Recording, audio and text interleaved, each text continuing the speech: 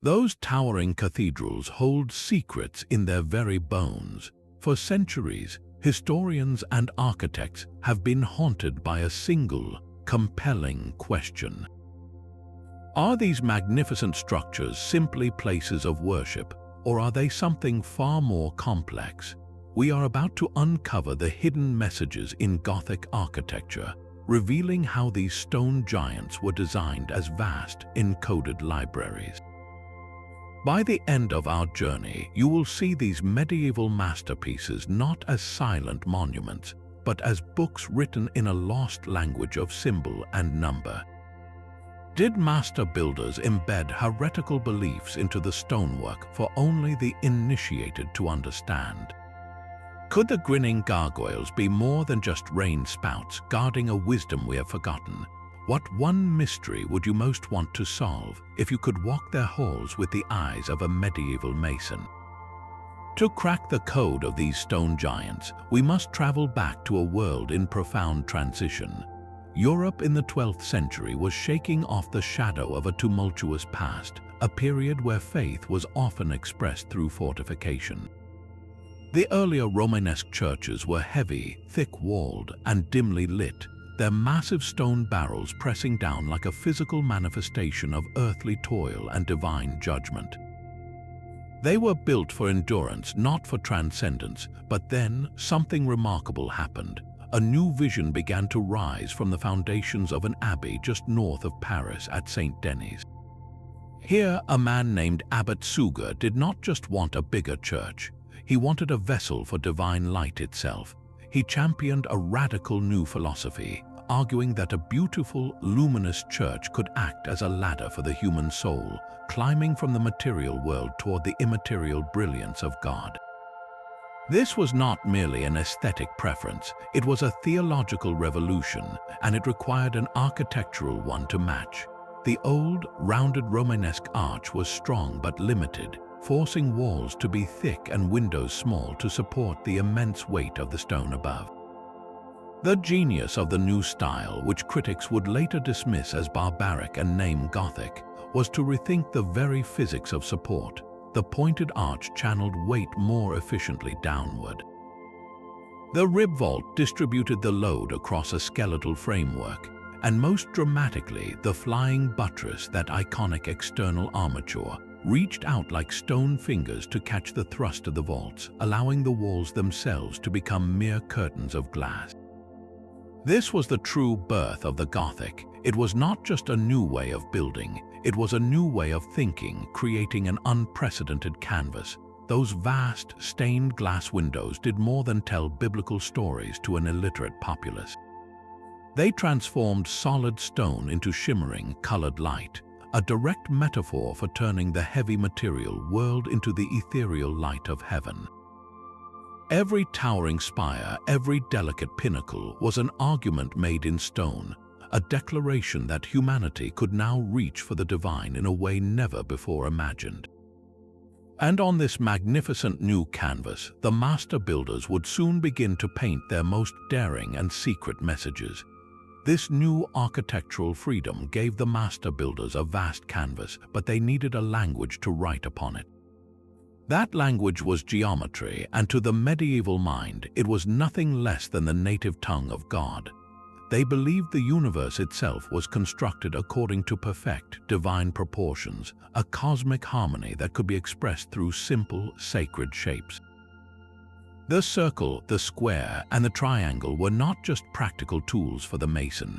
They were holy symbols, the fundamental alphabet of creation. When you look at the floor plan of a cathedral like Chartres, you are not just looking at the layout of a building. You are reading a cosmological diagram. The entire structure is often based on a series of interlocking squares and circles, its proportions dictated by ratios that were thought to be inherently beautiful and spiritually resonant. One of the most profound concepts they explored was the challenge of squaring the circle. This was a philosophical and geometric puzzle that captivated thinkers for centuries. The circle, with no beginning and no end, represented the infinite, the eternal, the divine realm. The square, with its 4 equal sides, symbolized the material world, the 4 elements, the 4 directions, the earthly domain. To square the circle, to construct a square with the same area as a given circle using only a compass and a straight edge, was seen as the ultimate act of harmonizing heaven and earth. It was a metaphor for the human soul, a perfect circle of divine origin, living within the square, mortal confines of the body.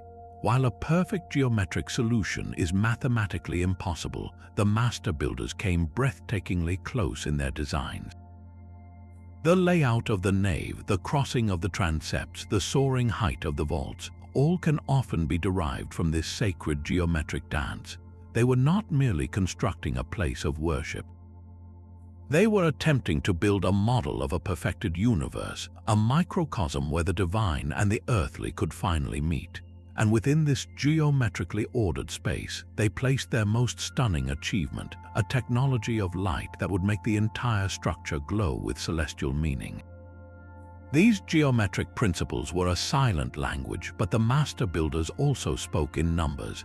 Every measurement, every count of pillars and arches was deliberate, echoing a universe believed to be ordered by divine mathematics. The number 3 was the most sacred of all, a direct representation of the Holy Trinity, the Father, the Son, and the Holy Spirit. You see it everywhere once you know to look.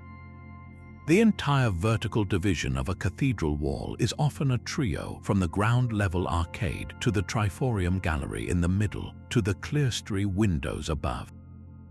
You pass through triple portals to enter the sacred space, and you look up at windows framed by tri-lobed arches. This repetition was not an accident of design.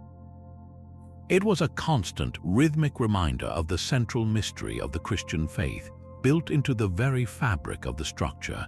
Then there is the number 4, the number of the earth.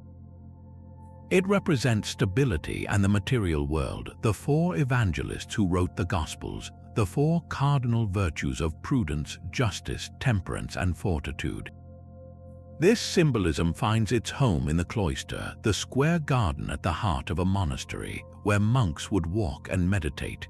Its 4 covered walkways surrounding a central green were a physical model of a virtuous life, a protected, ordered world built upon a foundation of faith. The numbers 7 and 12 carried equal weight. 7 recalled the 7 days of creation and the 7 sacraments, the pillars of spiritual life. 12 stood for the 12 apostles and the 12 tribes of Israel, the foundation of the church itself. In the choir of a cathedral like the one at Chartres, you will find 12 massive pillars encircling the sanctuary. Were they placed there just to hold up the roof, or is their number a deliberate act creating a stone embodiment of the apostles gathered around the altar? The sheer consistency of these numerical patterns across different cathedrals, built decades apart by different guilds of masons, tells us this was a shared, deeply held belief. The building itself was a sermon counted out in stone, a mathematical hymn to a universe governed by a logical and purposeful God. But what about the figures that inhabit this numbered geometric space? The stone carvings that peer down from every capital and crevice tell a story far more complex and at times strangely rebellious. High above the bustling town square, frozen in a permanent snarl, the gargoyle presents a jarring contradiction. If these cathedrals were perfect models of a divine universe, why adorn them with such monstrous, even comical figures? The simplest answer is function. A gargoyle is quite literally a waterspout, its open mouth designed to throw rainwater clear of the delicate stonework. But this practical explanation feels utterly insufficient when you stand beneath their leering gazes. Their true purpose runs far deeper into the medieval understanding of good, evil, and the power of an image. Many scholars believe these figures served an apotropaic function. This is a complex word for a simple, ancient idea, the belief that an image can ward off evil. By carving a creature more terrifying than any demon that might approach, the builders placed guardians at the gates. They were spiritual scarecrows, using fear itself as a shield for the sacred space within. Think of them as the building's immune system, its first line of defense against unseen malevolent forces. But their role was also symbolic and deeply psychological. These grotesques, for not all are functional gargoyles, often depict a chaotic bestiary of hybrid creatures, demons, and scenes of vice. They represent the untamed wilderness of sin that exists beyond the church walls. As a worshipper walked through the main portal, they would pass under this gallery of temptation and consequence, a stark visual reminder of the spiritual chaos they were leaving behind. It was a warning carved in stone, reinforcing the sanctity of the interior by graphically illustrating what lay outside. Yet some of these carvings defy such straightforward interpretation. Look closely, and you might find a monk with a fox head or a nobleman being ridiculed by mischievous imps. Here, the stone carvers seem to have been exercising a quiet, subversive humor, embedding satirical caricatures of the powerful and the pious right under their noses. This suggests the Masons enjoyed a certain degree of creative freedom, a chance to comment on their world within the grand theological scheme. Even more intriguing are the figures that appear to be holdovers from a much older world. Is that a green man, a face sprouting leaves, a symbol of pagan fertility, now gazing out from a Christian capital? It is possible that these were not heresies but a form of spiritual co-option. By placing the old spirits of the forest and the field onto the new church, the builders may have been attempting to tame them, to baptize the pagan landscape into the new faith, assuring the common people that the old powers were now contained within the house of God. So the next time you see a gargoyle, do not just see a monster. See a multifaceted symbol, a guardian, a warning, a joke, and perhaps a peace treaty between an old world and a new one. They are the necessary shadows that make the light inside seem all the more brilliant. And this interplay of light and shadow, of stone and glass, reaches its most breathtaking expression in the one element that truly defines the Gothic soul, the radiant language of stained glass. Beneath the towering arches and the kaleidoscope of stained glass, a different kind of path unfolds right under your feet. Woven into the very stone of the cathedral floor, often stretching over 40 feet in diameter, lies the labyrinth. At first glance, it might look like a complex maze, a puzzle to be solved, but its true nature is the complete opposite. Unlike a maze, which is designed with dead ends and false turns to trick and confuse you, the labyrinth is universal. It has a single, winding path that leads you inexorably from the outer edge to the center. There are no choices to make, no wrong turns to take. The challenge is not one of intellect but of commitment.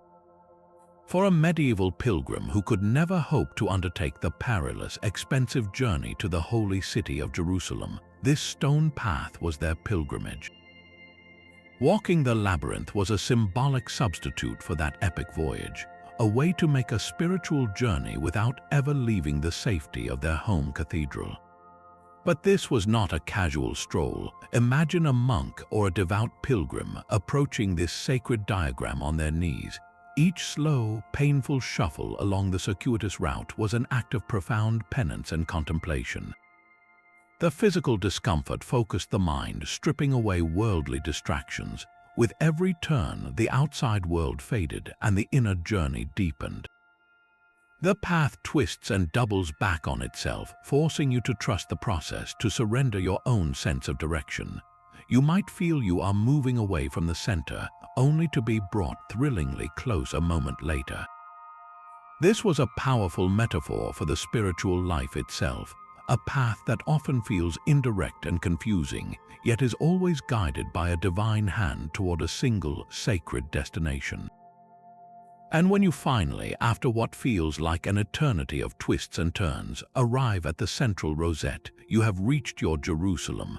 This moment of arrival was not the end, but a point of transformation, a symbolic death of the old self and a rebirth into a new state of grace. This theme of death and rebirth connects the Christian labyrinth to a far older primal history. Long before these cathedrals were built, the labyrinth was a potent symbol in prehistoric and classical cultures, often associated with the underworld and the difficult journey of the soul. The Church, in its profound wisdom, did not erase this powerful symbol. Instead, it baptized it, layering it with new Christian meaning while harnessing its ancient visceral power.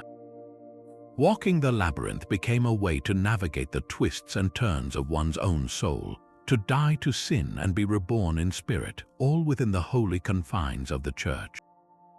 It was a physical prayer, a map for the inner world etched in stone. But the most breathtaking transformation of stone occurs when sunlight strikes the windows. The stained glass does not merely decorate the cathedral, it completes its spiritual mission, turning solid walls into a radiant, storytelling skin. For the vast majority of medieval people who could not read a single word, these luminous panels were their Bible, their sermon, and their direct line to the divine narrative. To read a window is to understand a visual language. You often start at the bottom and move upward from the earthly to the heavenly. A single window might tell the entire life of a saint or a key story from the scriptures, panel by panel, like a grand, illuminated comic strip. But the most sophisticated windows work on a deeper level, using a technique called typology. This is where the artistry becomes truly profound. The designers would intentionally pair an event from the Old Testament with one from the New Testament, suggesting that the older story was a prefiguration, a divine hint of the later one. For instance, a window might show the story of Jonah being swallowed by the great fish for 3 days and 3 nights, right beside the scene of Christ's entombment and resurrection. The message is clear: the prophet's ordeal was a symbolic forecast of the Messiah's own death and return to life. This created a powerful, layered understanding of history as a single, unified plan orchestrated by God. The colors themselves speak a silent, symbolic language. Deep, rich blue was not just a color, it was the color of the sky, of heaven, representing divinity and truth. You will often see the Virgin Mary clothed in this celestial blue. Red, the color of blood and fire, symbolized the passion of Christ, the sacrifice of the martyrs, and the burning fervor of the Holy Spirit.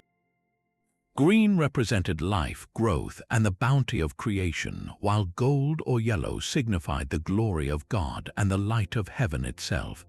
This color code guided the viewer's emotional and spiritual response. Now look beyond the main, obvious figures. Tucked into the corners, in the delicate borders and the backgrounds, you might find a world of hidden details.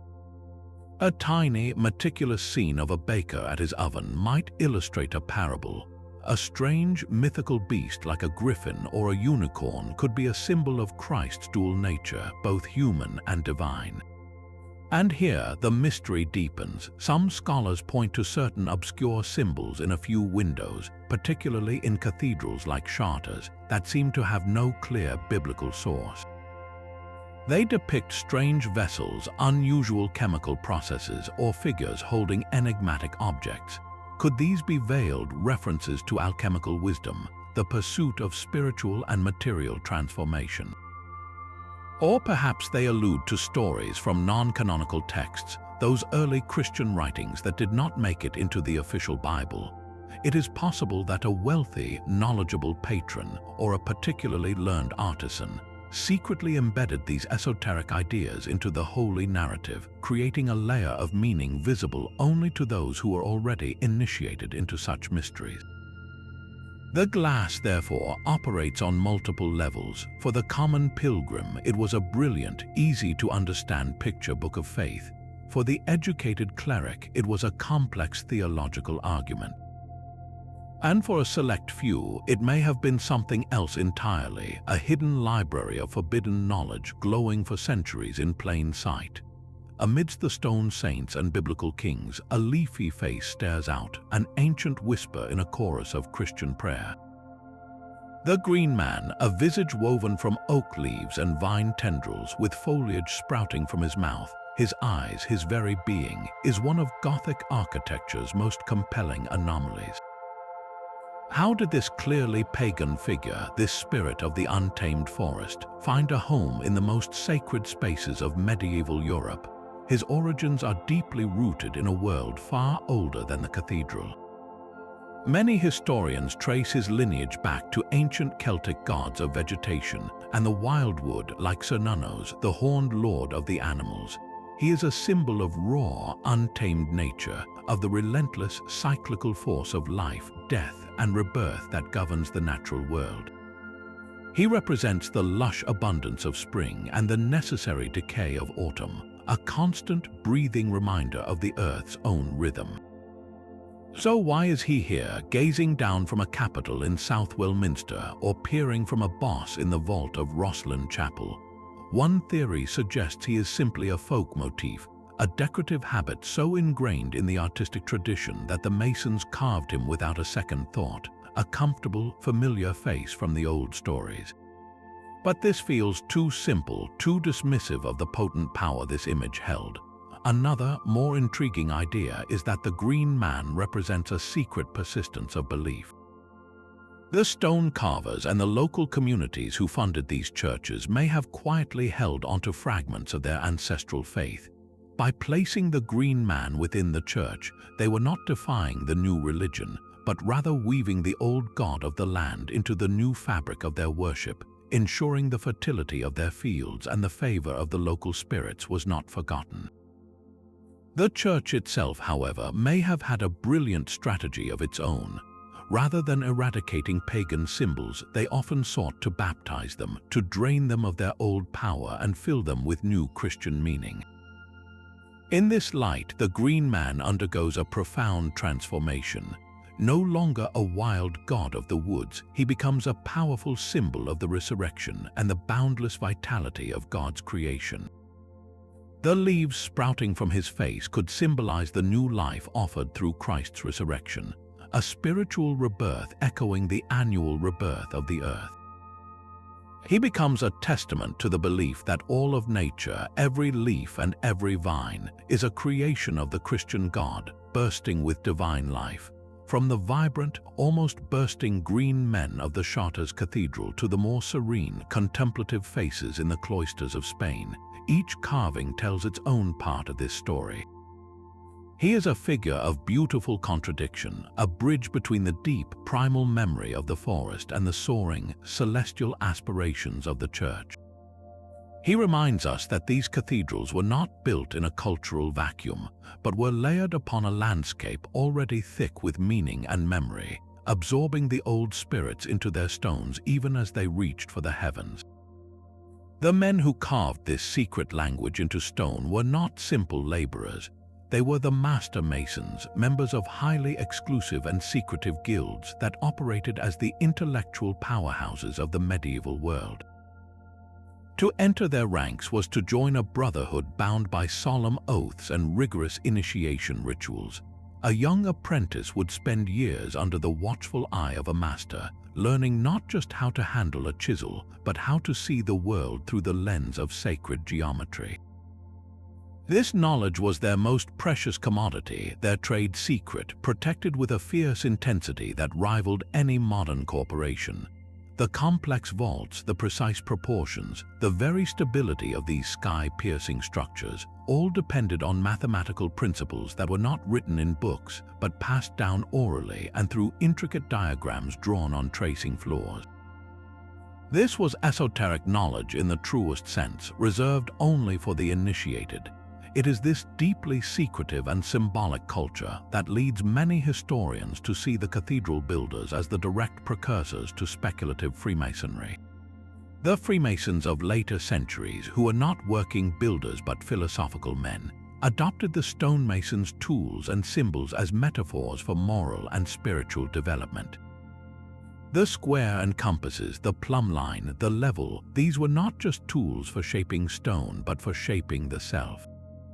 The question then becomes, what deeper philosophies were these original Masons encoding? Was their knowledge purely practical and Christian, or did it draw from more obscure wells? Some compelling theories suggest that through trade routes and the intellectual melting pot of places like Moorish Spain, elements of Jewish Kabbalah and Hermetic philosophy may have filtered into the guild's secret teachings. Kabbalah, with its intricate diagram of the tree of life mapping the divine emanations of God, is a system built on geometry and number. Hermeticism, with its core principle of as above, so below, echoes the very goal of the cathedral to mirror the cosmos. Could the layout of a cathedral's floor plan be a silent representation of the Kabbalistic tree? Might the journey from the dark western entrance to the radiant eastern altar mirror the soul's ascent through these divine spheres? The master builders may have been weaving these hidden threads of ancient wisdom into the approved Christian tapestry, creating a multi-layered spiritual text in stone. They were leaving a legacy not for the common worshipper, but for future generations of initiates, those with the eyes to see and the mind to decipher their coded masterpiece. This was their true, enduring signature, not a name carved in a corner, but a universe of meaning built into the very bones of their work. This quest for hidden wisdom leads us to one of the most controversial theories of all, that the Gothic cathedral is a monumental alchemical allegory. To understand this, we must first look beyond the popular myth of alchemists as mere gold makers. Their true great work was a spiritual process, a journey of inner transformation. The goal was to take the base, impure matter of the human soul, the prima materia, and through a series of purifications, refine it into spiritual gold, achieving a state of perfection and unity with the divine. This profound internal journey was mirrored in a series of color stages. The first stage, Negrido, represented blackness, decay, and dissolution. It was the necessary death of the old self, a descent into chaos and putrefaction from which new life could emerge. Now, walk with this idea to the north side of a great cathedral like Notre Dame de Paris. The north facade is perpetually in shadow, cold and dark. Its portals, often depicting the Last Judgment or scenes of damnation, are shrouded in this symbolic blackness. This was the spiritual Negrido, the point where a penitent worshipper would confront their own mortality and sin before entering the sacred space. The next alchemical stage was Albedo, the whitening. This was the washing and purification of the dissolved matter, a lunar phase of clarity and ascension, and what is the primary material of the cathedral? It is the luminous white limestone that seems to glow from within, especially when the sun strikes it. The entire structure, after you pass through the dark northern portal, rises before you in this brilliant whiteness, a soaring representation of the soul being cleansed and elevated. Finally, we reach Rubedo, the reddening. This was the final, fiery stage of unification, the achievement of the philosopher's stone and the ultimate transformation. Where do we find the color red in its most dominant, fiery form within the cathedral? It blazes in the stained glass, the deep crimsons and rubies of the windows, often depicting the passion of Christ and the martyrs, represent this ultimate sacrifice and spiritual consummation. The sunlight streaming through this red glass fills the interior with a fiery glow, completing the allegorical journey. From the blackness of sin at the north portal, through the white purification of the stone, to the red transcendent fire of the glass, the very path a worshipper takes through the building mirrors the alchemist's sacred process. The cathedral itself becomes the alchemical vessel, and its construction was the great work, a ritual enacted not in a small laboratory flask, but on a city-wide scale, turning the base materials of the earth into a vessel of divine light. This celestial connection is literally built into the foundations. The master builders oriented their cathedrals with breathtaking precision, aligning the entire structure on an east-west axis. As you walk from the western entrance toward the altar in the east, you are not just moving through a building. You are symbolically walking from the darkness of the mortal world toward the light of salvation, following the very path of the sun across the sky. The choir, the holiest part of the church where the clergy celebrated Mass, was almost always placed in the east. This ensured that during the morning service, the rising sun would flood the altar with light, a daily reenactment of Christ, the light of the world, illuminating the sacred ritual. But the alignment goes far beyond this general symbolism. At Chartres Cathedral, a stunning phenomenon occurs each year around the summer solstice. A specific, solitary metal nail is driven into the stone floor of the labyrinth. As the sun reaches its highest point in the sky, a beam of light, channeled through a particular pane of clear glass in the south window, strikes this nail with perfect accuracy. For a few brilliant moments, a celestial spotlight ignites the center of the sacred path. This is not a vague play of light and shadow. It is a precise, repeatable astronomical event engineered into the very fabric of the building. Was this the master mason's way of marrying the earthly church to the cosmic clock of God's creation? Other cathedrals show similar intentionality. The great rose window on the western facade of a cathedral might be positioned so that the setting sun on the equinoxes, when day and night are of equal length, sets directly behind it, setting the entire wheel of stained glass ablaze. Certain narrow, slitted windows in towers, often called finansters, could have served as simple observatories, allowing a beam of sunlight to mark the passing hours or the specific dates of solstices on marked stones inside. Skeptics argue that many of these alignments could be coincidental, a natural byproduct of building traditions that simply favored an Eastern orientation for the altar. Yet the sheer number of these precise, locally specific phenomena, like the Chartres nail, suggests a deeper layer of intent. For a culture that saw the cosmos as God's perfect creation, what could be more natural than to make their holiest buildings not just shelters for prayer, but active participants in the divine order? The cathedral was designed to be a bridge between earth and heaven, and these astronomical alignments were its vital, functioning connections, turning stone and glass into a mechanism for witnessing time itself as ordained by the heavens. Yet within this sacred geometry and celestial alignment, a more dangerous current of thought may have flowed. The radiant spirituality of the Gothic style, with its yearning for immaterial light, found a strange and tragic echo in the beliefs of the Cathars. This was a Christian heresy that flourished in the Languedoc region of southern France, and its vision of the world was starkly dualistic. The Cathars believed that the entire material universe, the earth, our bodies, everything we can touch and see, was not created by a good God, but by an evil, lesser deity often identified with the God of the Old Testament.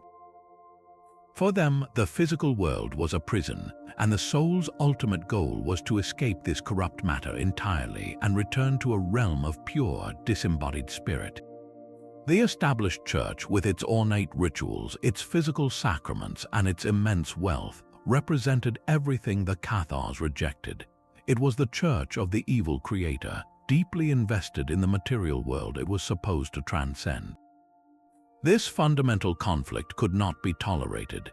In the early 13th century, the Pope launched the Albigensian Crusade, a brutal war of extermination that crushed the Cathar communities with devastating force. But did the heresy truly die? A compelling theory suggests it went underground, and its last whispers were carved into the very stones of the cathedrals built in the aftermath. Could the Gothic explosion in the Languedoc be more than just a new architectural fashion? Could it be a secret rebellion? After the Crusade, new cathedrals rose in cities like Narbonne and Toulouse, and older ones were rebuilt in the new, radiant style. On the surface, they were triumphant monuments to the Orthodox faith that had vanquished its enemy, but look closer. The core Cathar ideal was the absolute rejection of matter in favor of spirit. And what is the defining characteristic of the High Gothic style? It is the dematerialization of the church itself. The master builders used stone to make the stone seem to disappear, replacing solid walls with walls of colored light. The structure becomes a skeleton, an immaterial glow. Was this merely a theological coincidence, or was it a deliberate, coded celebration of the Cathar belief that the spirit must be liberated from its material prison? By building a church that seemed to dissolve before your eyes into pure, heavenly light, a sympathetic mason could be embedding the ultimate Cathar message, a denigration of the material world right under the nose of the authorities who had banned it. Some point to specific, enigmatic carvings in these regions, figures that do not fit the standard biblical narratives, or unusual emphasis on certain saints associated with Gnostic or dualist ideas. The very light that Abbot Suger saw as glorifying God's creation could have been reinterpreted by others as a symbol of escape from that creation. This is the most perilous kind of hidden message, not just an esoteric symbol, but a direct contradiction of the very institution that paid for the building. It suggests that within the secretive Mason guilds, the fires of a suppressed faith may have continued to burn, not in open revolt, but in the silent, enduring language of light, stone, and symbol. Yet the most controversial patrons of this hidden knowledge were not monks or bishops, but warriors. The Knights Templar emerged from the chaos of the Crusades as an order of monk soldiers, sworn to protect pilgrims on the dangerous roads to Jerusalem. Their base of operations was a prize beyond imagination, the legendary Temple Mount itself. From their headquarters in the captured Al-Aqsa Mosque, which they called the Temple of Solomon, they conducted excavations deep beneath the plateau. For 9 years, they dug in secret, and what they allegedly found there was not just gold or jewels, but something far more valuable. Legends whisper that they uncovered ancient scrolls, texts containing the lost architectural and geometric wisdom of King Solomon's own builders. This was knowledge said to be divinely inspired, a sacred science of proportion that could erect structures bridging heaven and earth. When the Templars returned to Europe, they were suddenly, inexplicably wealthy, far beyond the spoils of war. They became the bankers of kings and the Pope, weaving a financial network across the continent. And with this immense wealth and influence, they began building not just their own distinctive round churches, but funding the great Gothic cathedrals themselves. The timing is startling. The rapid spread of the Gothic style across Europe in the 12th and 13th centuries maps almost perfectly onto the expansion of the Templar network. They controlled the supply routes for materials. They moved master masons from one project to another under their protection, and they poured vast sums into these constructions. Were they simply devout patrons, or were they acting as conduits, funneling a secret wisdom recovered from under the Temple Mount into the very design of Christendom's newest and most radical churches? The theory suggests that the sacred geometry seen in cathedrals like Chartres is not just a Christian development, but a recovered Solomonic tradition, a universal code of building that the Templars brought back to the West. This idea connects to an even grander mystery, the quest for the Holy Grail. Some interpretations suggest the Grail was never a physical cup, but a symbol for this very knowledge, a lineage of sacred wisdom. By building these luminous structures, the Templars were not just housing the faithful, they were physically manifesting the Grail's promise of divine connection, creating a network of stone vessels across Europe designed to receive and amplify a celestial energy. Of course, their immense power bred fear and envy. In 1307, the King of France moved to destroy them, arresting them on charges of heresy and seizing their assets. But their legacy and their secrets did not simply vanish. The master masons who had worked under their patronage dispersed, taking their geometric knowledge with them into the guilds. The architectural revolution the Templars may have helped spark was already complete, its principles now embedded in the very craft of building. Their hidden patronage left behind a question etched in stone, a mystery that asks if the greatest treasure they brought back was not gold, but a blueprint for heaven itself. At the very heart of the Gothic facade, the great rose window blooms like a stone flower. Its most immediate and powerful symbol is the Virgin Mary herself, often called the mystical rose in medieval hymns. She was seen as the flawless vessel through which divine light entered the world, and this radiant window, often positioned directly above the main portal, becomes her symbolic embodiment. As you pass beneath it, you are entering the church through her, bathed in the spiritual light she represents, but this is only the first layer of its intricate meaning. The circular form, with its complex, radiating patterns drawing the eye inward to a central point, bears a striking resemblance to spiritual diagrams from other traditions, like the Buddhist mandala. Just as a mandala is a map of the cosmos and a tool for meditation, guiding the practitioner toward enlightenment and wholeness, the rose window offers a visual path for contemplation. Its symmetry and order present a vision of a harmonious universe governed by divine law, inviting the worshipper to quiet their mind and focus on the sacred center. This center also evokes the ever-turning wheel of fortune, a potent medieval concept. The delicate, balanced petals remind us of the fragility of human life, where kingdoms can rise and fall, and fortune can shift in an instant. The window's static beauty contains a dynamic message about the cycles of time and the fleeting nature of earthly power, all held within the eternal, unchanging frame of God's grace. For those looking with a more esoteric eye, however, the rose reveals even deeper secrets. Its placement and form can be seen as a symbolic heart chakra for the entire cathedral, a vortex of spiritual energy located at the center of the building's metaphorical body. The vibrant, jewel-toned light pouring through it is like divine energy pumped into the nave, vitalizing the entire congregation. Some researchers point to the specific geometric ratios within the stone tracery, suggesting they might encode astronomical knowledge, such as the concept of the Platonic year, the 26,000-year cycle caused by the slow wobble of the Earth's axis. Could the window's patterns be a frozen calculation, a celestial clock built into the facade? And if so, what were the builders trying to synchronize? The ultimate purpose of this magnificent device may have been to act as a cosmic lens. Just as a physical lens focuses scattered rays of light into a single, powerful beam, the rose window was designed to gather and concentrate diffuse cosmic energies, channeling them directly into the sacred space of the nave. It transforms the entire western wall into a spiritual receiver, turning the church into a resonant chamber for forces beyond our ordinary sight. Every facet of its design, from the holy rose to the cosmic wheel, works in concert to make the invisible visible, bathing the faithful in a light that is both physical and profoundly symbolic. Beyond the grand windows and the solemn saints, a quieter, more intimate world unfolds in the carvings that grace the capitals and bench ends. Here, a stone menagerie and a carved garden offer a silent sermon, where every leaf and every creature holds a key to a deeper truth. This rich visual language was drawn directly from the medieval bestiary, a type of encyclopedia that described animals, both real and mythical, and imbued each one with a powerful moral or theological lesson. The natural world was seen as a second book of God's creation, a text that could be read alongside the Bible to understand divine will.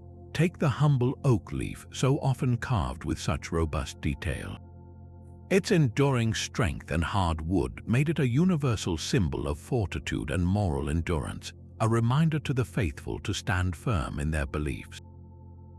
The delicate lily, often shown in the hand of the Archangel Gabriel or springing from a vase, represented pure, untainted virtue, most famously associated with the Virgin Mary. And the winding vine, with its clusters of grapes, was a direct and potent reference to the Eucharist, the wine that became the blood of Christ, symbolizing the spiritual nourishment offered by the Church itself. Animals served as even more vivid allegories. The pelican was believed to pierce its own breast to feed its dying young with its blood, making it a perfect, poignant symbol for Christ's ultimate sacrifice on the cross.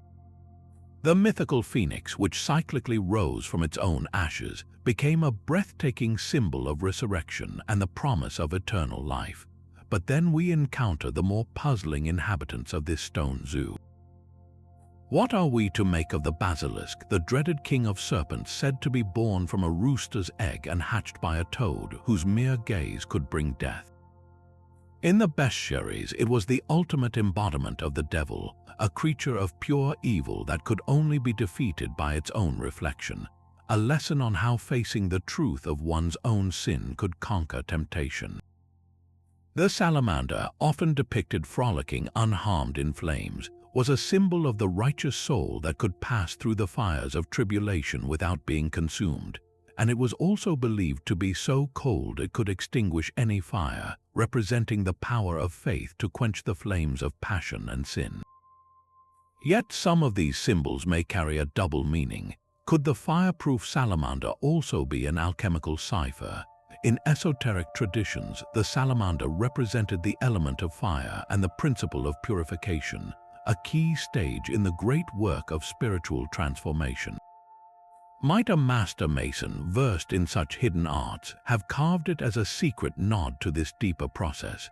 The same could be true for other creatures linked to astrological forces or alchemical ingredients.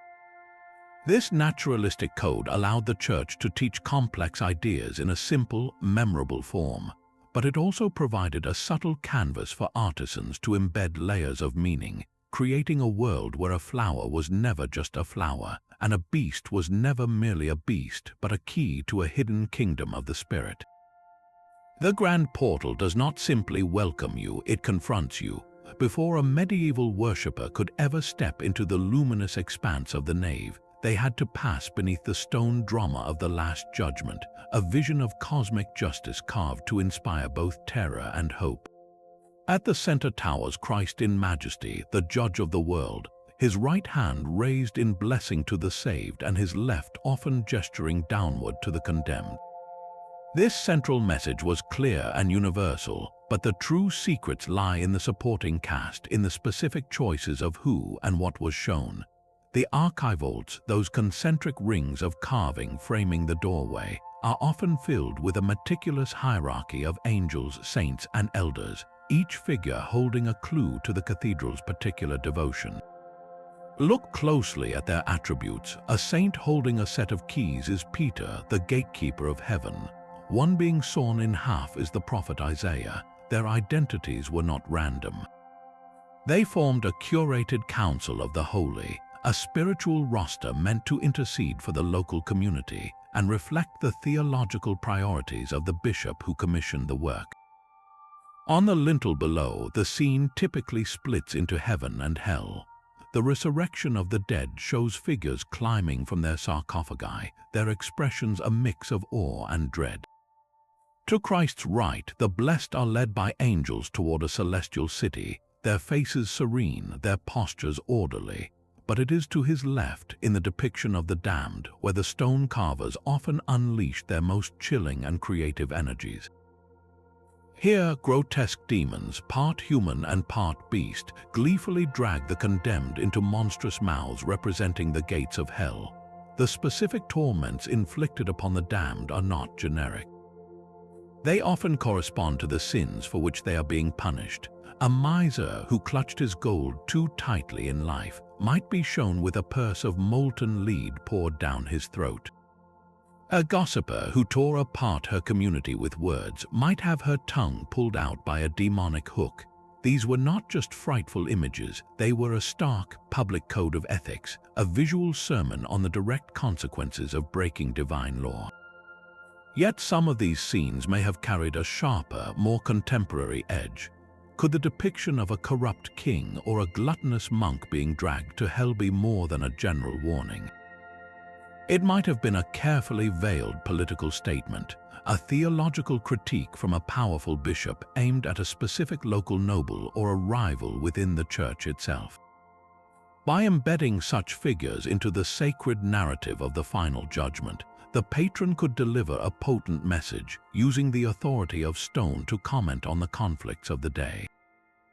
The portal was the ultimate threshold, a place where the eternal fate of the soul was laid bare. It forced every person, from the illiterate peasant to the educated noble, to confront the moral calculus of their own life before they took a single step into the house of God. This overwhelming sensory experience was a deliberate strategy, a psychological preparation for the spiritual journey that awaited within, where the language of stone would give way to an even more ethereal form of communication. The legend of the Holy Grail is a ghost that haunts the very stones of these cathedrals. While knights and castles fill the romances of writers like Création de Troyes, their stories may be less about physical quests and more about an encoded spiritual journey, one whose final map was drawn not on parchment but in architecture. The great Gothic cathedral itself becomes the Grail castle of legend, a mystical fortress not of a single king but of every seeking soul. Its soaring nave is the great hall where the ultimate mystery unfolds, and its hidden geometries are the challenges the questing knight must inwardly overcome. This idea transforms our understanding of these spaces entirely. They were not passive backdrops for worship, but active, interactive landscapes for a profound inner adventure. Consider the labyrinth laid into the cathedral floor. In the Grail stories, the hero often must navigate a treacherous wilderness or a confusing forest, a path filled with trials and uncertainty. The labyrinth is that path made physical. Its winding, circuitous route with no dead ends but many discouraging turns mirrors the psychological and spiritual struggle of the seeker. You cannot brute force your way to the center, just as you cannot intellect your way to enlightenment. You must surrender to the path, trust in its design, and persevere through the feeling of being lost. Reaching the center is the moment of achieving the Grail, a transcendent encounter with the divine that transforms the seeker from within, and what awaits at the end of this quest. Look up to the radiant heart of the western wall. The great rose window, with its explosion of jewel-toned light, is a perfect candidate for the Grail's divine radiance. In the stories, the Grail is often described not as a cup, but as a blinding, luminous stone or a source of unearthly light that nourishes the pure of heart. The rose window performs this exact miracle daily. When the sun strikes it, it floods the nave with a kaleidoscope of color, a spiritual sustenance poured out for all who are present. It is the visual embodiment of grace, the ultimate goal of the quest made visible. This allegorical reading suggests the cathedral's designers were creating a multi-sensory guidebook. The pilgrim walking the labyrinth with their eyes fixed on the rose window was reenacting the Grail quest in real time, their physical movement a prayer and their destination a vision of celestial splendor. The building was engineered to be the ultimate destination for the spiritual seeker, a place where myth became architecture, and the greatest treasure was not found but awakened within the human soul. This silent stone symphony is built upon a foundation of sound, the same mathematical ratios that create the most beautiful and resonant chords in music were the invisible blueprints for the Gothic cathedral. Medieval scholars saw no separation between the laws of harmony that governed a plucked string and those that ordered the cosmos itself. They called this universal principle musica universalis, the music of the spheres, a silent, celestial harmony produced by the motions of the planets. The cathedral was their grand attempt to build an instrument that could resonate with this cosmic song. To understand this, think of a single musical string. When you divide it in a simple ratio, you create a perfect interval. Divide it in a ratio of 2 to 1, and you get the octave, the most fundamental and consonant sound. A ratio of 3 to 2 gives you the perfect fifth, a strong, open harmony. These are not just pleasant sounds, they are mathematical truths, relationships that the human ear perceives as inherently beautiful and complete. Now take these ratios off the musician's string and lay them out with a mason's compass. The master builders did exactly that. The ground plan of a cathedral, the height of its nave, the width of its bays, all were determined by these musical proportions. A nave might be laid out so that its length is twice its width, the ratio of the octave. The height of the vault might be 3/2 the width of the nave, the ratio of the perfect fifth. Every major decision in the design was a chord in a larger architectural composition. This was not a vague aesthetic choice. It was a deliberate effort to construct a space that was, in its very bones, harmonious. Walking through the nave was like moving through a frozen chord progression, your body unconsciously experiencing the same mathematical relationships that pleased the ear. The building was not meant to be heard with the ears but felt with the soul. It was designed as a resonant chamber for human prayer, its proportions aligning the microcosm of the church with the macrocosm of a universe singing in perfect divine accord. The structure itself became a perpetual hymn, its silent music an offering to the God of order and number. Those very foundations, laid to the glory of a Christian God, might rest upon a far more ancient memory. The ground on which Chartres Cathedral stands was not always considered holy only to one faith. Long before the first stone was set, this hill was a sacred grove of the Druids, a place of power dedicated to a primal mother goddess. This was not an isolated case. Across Europe, the early church made a strategic decision. Rather than fighting the deeply rooted spiritual attachments of the local people, they built directly over them. A pagan spring dedicated to a local deity would be rededicated to a Christian saint, its waters still believed to hold healing properties. A sacred stone used in ancient rituals might become the base of the new church's altar. This practice of Christianization was a brilliant, if pragmatic, act of spiritual redirection. It allowed the new faith to absorb the old, channeling centuries of accumulated reverence into a new vessel. But did they simply build over these sites, or did they understand and preserve something more? The labyrinth at Chartres offers a compelling clue. Its precise location in the nave is not arbitrary. Some researchers, using dowsing techniques and geological surveys, suggest it marks a powerful telluric energy point, a place where underground water flows or geological faults create a subtle but detectable energy field. Ancient cultures were deeply attuned to these terrestrial forces, often choosing such locations for their most important rituals, believing them to be thin places where the veil between worlds was most permeable. Could the Druids have known of this same energetic hotspot? It is a tantalizing possibility that the cathedral's architects, perhaps guided by local lore passed down through generations, intentionally centered their most profound meditative tool directly over this ancient power point. The labyrinth then becomes more than a symbolic pilgrimage. It transforms into a spiritual amplifier, a geometric key designed to resonate with the Earth's own latent energy. This suggests the master builders were not just working with sacred geometry from above, but also with a geomantic knowledge from below. They were weaving the old wisdom of the land into the new fabric of their faith, creating a structure that was not merely imposed upon the landscape, but which grew from it, a bridge between the deep, telluric power of the Mother Goddess and the celestial light of the Christian God. Even the most sacred choir held a secret rebellion right under the monks. While the soaring chants echoed through the stone vaults above, a completely different world was carved into the misericords, the small wooden ledges hidden beneath the seats of the choir stalls. Their name comes from the Latin word for mercy, for they offered a small but vital physical relief, allowing the weary clergy to subtly support themselves during the interminably long services. But these humble, functional pieces became a canvas for a spiritual and social pressure valve. Because they were only visible when the seat was tipped up, they existed in a liminal space, free from the strict oversight that governed every publicly visible sculpture and window. Here, the anonymous woodcarvers unleashed their imagination, creating a secret gallery of the mundane, the mythical, and the mischievous. You find scenes of breathtaking normalcy, a quiet chronicle of medieval life.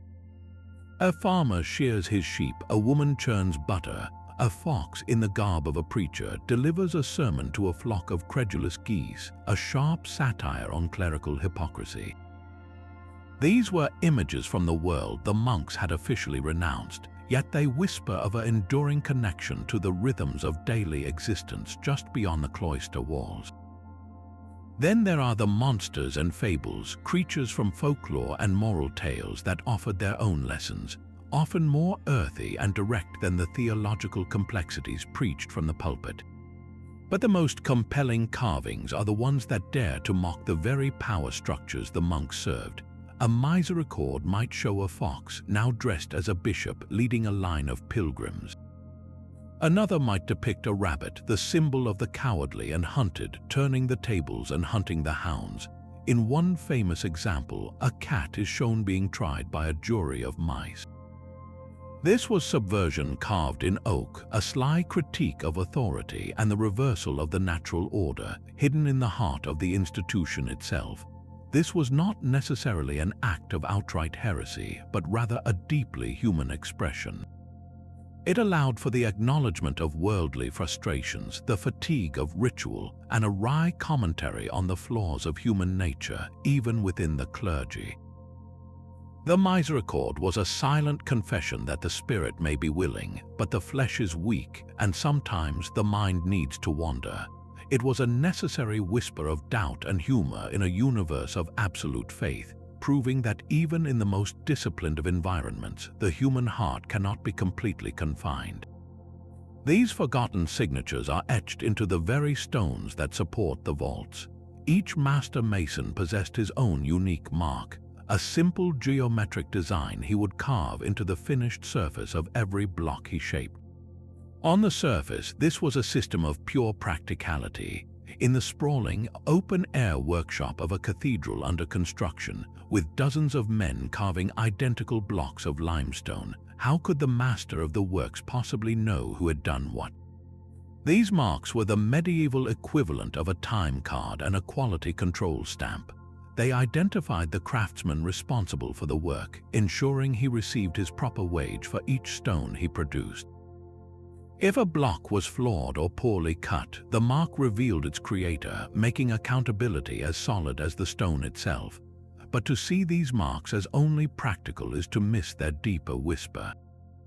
These men were not mere laborers, they were initiates in a sacred craft, spending their lives imbuing stone with spiritual meaning. Is it really possible that the personal symbol a man carved onto his life's work was nothing more than a bureaucratic initial? Many of these marks are based on the same sacred tools the masons used every day: the compass, the square, the set square, and the level. A mark might be a simple cross, a star, a unique arrangement of lines within a circle, or a complex knot. While some were straightforward, others possess a cryptic, almost talismanic quality. Could these have served a dual purpose, acting as both a signature and a personal sigil? A mason might have chosen a mark that held private mystical significance for him, a symbol to invoke divine protection for his work, or to align his labor with the cosmic order he was helping to manifest. This symbol would then be baked into the eternal fabric of the holy building, a silent, personal prayer set in stone. There is an even more tantalizing possibility. Look at the placement of these marks across the entire structure. They are not random. Certain marks appear more frequently in specific areas of the building, perhaps indicating a team of masons assigned to a particular chapel or tower. What if the collective pattern of all these marks, when viewed as a whole, was itself a hidden design? The marks of an entire workshop, scattered like stars across the cathedral's interior, might have formed a larger collective geometric pattern, a secret signature of the guild itself woven into the masonry. This would mean the cathedral contains not one hidden language, but two: the grand public language of its architecture, and a silent, scattered code known only to the builders, a final, intimate layer of meaning known only to the hands that made it. These architectural illusions were not just grand gestures, but a science of subtle detail. Walk slowly down the nave of a cathedral like Amiens, and you might sense something impossible happening around you. The very columns lining your path seem to be leaning inward ever so slightly, as if the entire stone forest is gently bowing. This is no trick of your eyes. It is a deliberate, calculated effect known as forced perspective. The master builders tilted those massive pillars just a few degrees off true vertical. From a single, predetermined point in the church, often the bishop's own throne in the choir, every converging line would snap into perfect alignment, creating an explosive sense of depth. The nave would appear to stretch into an impossibly long corridor of stone, and the vaults would soar to a dizzying, divine height far beyond their actual measurement. The builders were not merely constructing space, they were composing a visual symphony from one perfect seat, demonstrating that true perspective, like spiritual truth, could only be fully grasped from a position of authority and revelation. This manipulation extended to the rhythm of the bays themselves. The spacing between columns might subtly decrease as they approached the altar, further accelerating the perceived rush toward the sacred east. You are being guided not just by the path under your feet, but by the very architecture bending to pull you forward into the heart of the mystery. And as you are drawn toward that holy center, another form of stagecraft ignites the scene. Light becomes a deliberate actor in this stone drama. Specific windows were positioned not just to flood the space with general luminance, but to cast a precise, timed beam. Imagine a shaft of sunlight, sharp as a blade, cutting through the dim interior at a specific hour to land directly upon the crucifix above the high altar. For a few breathtaking minutes, the figure of Christ would appear to glow from within, bathed in a celestial spotlight that felt both miraculous and meticulously planned. A side chapel dedicated to a particular saint might be illuminated only by a single, brilliantly placed window, making it appear as if the statue itself was the source of the light. This was spiritual theater of the highest order, using the sun itself as a stagehand to create moments of overwhelming awe. The message was clear and profound. The physical world, with its limits of stone and space, was an illusion that could be transcended. The architects were teaching a lesson in perception, showing that the divine could break into our reality in a planned, yet no less wondrous instant. They built a world where the lines between the solid and the ethereal were intentionally blurred, guiding the soul toward a reality where earthly dimensions no longer applied. Yet the soaring Gothic arch, that icon of European faith, has a history that stretches far beyond the forests of France. The very shape that defined the celestial reach of the cathedral had been perfected centuries earlier under the domes of mosques and palaces in the Islamic world. In the Great Mosque of Cordoba in Spain, a forest of striped horseshoe arches had already been lifting eyes and prayers toward heaven for hundreds of years before the first Gothic cathedral was ever conceived. When European knights and merchants traveled to the Holy Land during the Crusades or traded in the vibrant cities of Al-Andalus, they did not just bring back silks and spices.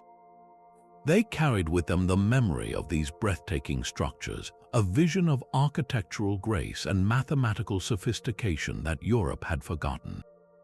The pointed arch, so fundamental to the Gothic Revolution, was not a European invention. It was a brilliant import, a tool adopted and adapted by master masons who recognized its superior strength and its elegant, uplifting form. This was not a case of simple copying, but of creative assimilation, a silent dialogue across a supposed religious divide. The evidence of this exchange is etched in stone. Look beyond the arch to the intricate stone tracery of a rose window. Its complex, interlacing patterns, where geometry becomes a form of worship, bear a stunning resemblance to the infinite, non-representational designs found in Islamic art. In both traditions, these repeating, complex patterns were more than decoration. They were a deliberate attempt to visualize the infinite nature of God, a universe without beginning or end, ordered by divine law. Even the very concept of the building as an earthly paradise finds a powerful echo. The Islamic garden, with its 4 rivers and lush, enclosed design, was a representation of the Quranic paradise. The Gothic cathedral, with its ordered geometry, its life-giving light streaming through stained glass, and its function as a spiritual refuge from a harsh world, served a remarkably similar symbolic purpose. It too was a walled garden of the soul, a foretaste of heavenly bliss. This raises a profoundly provocative question. If the very bones and beauty of the Gothic cathedral were shaped by knowledge and designs from a culture the Church officially opposed, what does that say about the hidden messages in the stone? Could these magnificent structures be monuments not to isolation, but to a secret, thriving exchange of ideas?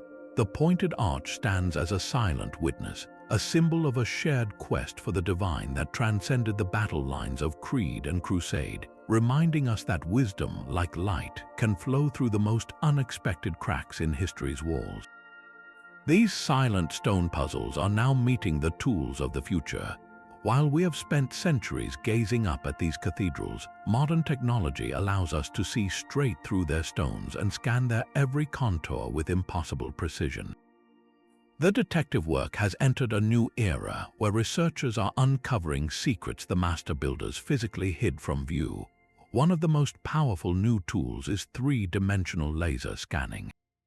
This technology fires millions of laser points at every surface, from the highest vault to the darkest crypt, creating a perfect digital twin of the entire structure. This digital model can then be manipulated in ways the human eye could never manage. Researchers can virtually peel away layers, rewind centuries of erosion, and analyze surfaces from angles that are physically impossible to reach. Through this process, they are discovering entire families of previously unseen mason's marks. These are not the standard signatures found in plain sight, but faint, ghostly scratches hidden in the shadows of keystones or on the undersides of arches. Mapping these newly revealed marks across the whole building is revealing the hidden workflow of the medieval guilds, showing us exactly which teams of masons were assigned to which sacred task. The scanners are also revealing subtle geometric patterns in the stonework that are completely invisible from the floor. Slight curvatures in walls, intentional imperfections, and harmonic ratios etched into the very plaster are now emerging from the data, proving the builder's obsession with sacred geometry extended to a microscopic level. Other investigators are looking down, not up, using ground-penetrating radar to search for the voids beneath our feet. This technology sends radar pulses deep into the earth, painting a picture of what lies below by reading the echoes that bounce back from different layers of soil and stone. Beneath the famed labyrinth of Chartres Cathedral, these radar surveys have suggested the possibility of hidden crypts or natural caverns, perhaps even the druidic spring the cathedral was famously built upon. The idea that the most powerful Christian meditative tool might be directly aligned with a pre-Christian energy source is no longer just a legend. It is a geological hypothesis waiting to be tested. Finally, computers are now analyzing the cathedrals as massive datasets. By feeding every measurement into sophisticated software, researchers can run complex proportional analyses in seconds, uncovering alignments and numerical codes that are simply invisible to the naked eye. They can calculate the precise angle of the sun for any day of any year and project it into the virtual cathedral, confirming whether a specific light show was a happy accident or an engineered miracle. This is not the end of the mystery, it is a new beginning. Each scan, each radar reading, and each digital model is like finding a new page of a lost manuscript. The stones have been waiting for us to develop the language to hear the rest of their story. From the deep earth to the celestial rose window, our journey reveals these cathedrals not as silent monuments, but as a living conversation carved in stone.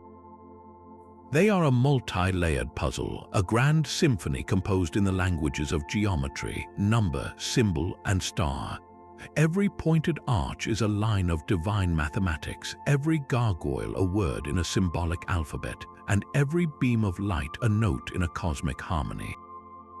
Whether these encoded messages expressed orthodox theology, guarded esoteric knowledge, whispered heretical beliefs, or simply echoed the profound spiritual yearning of an entire age, their power to captivate and mystify has never faded. They stand as an eternal challenge, urging us to look closer at the world around us, to think more deeply about the hands and minds that shaped our history, and to remember that the greatest mysteries are often not locked away in secret vaults, but are hidden for all to see in plain sight.